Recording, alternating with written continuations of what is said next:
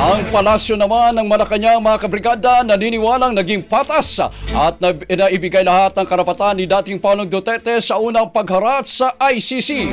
Brigada Maricar Sargan, ibrigada mo! Brigada Live Report. Naniniwala ang palasyo ng Malacanang na naging patas ang proseso at naibigay ang lahat ng karapatan ni dating Pangulong Rodrigo Duterte sa kanyang unang pagharap sa International Criminal Court.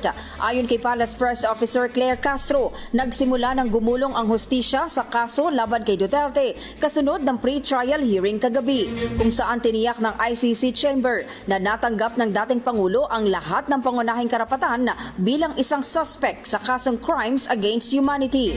Kabilang dito ang pagpapaliwanag ng ICC kay Duterte ng kanyang mga karapatan sa ilalim ng Article 66 at 67 ng Rome Statute.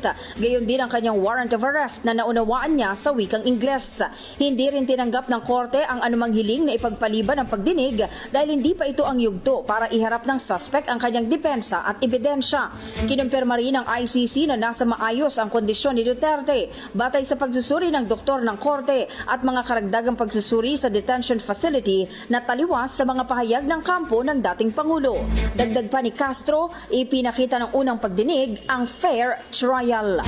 In the heart of changing lives, ito si Brigada Maricar Sargan ng 105.1 Brigada News of Manila, The Music and News Authority. Mahalaw, Brigada Balita Nationwide. Ang bahaging ito ay hatid sa atin ng Power Cells Herbal Capsule. Tuldukan ang sakit dahil ikaw ang sandigan.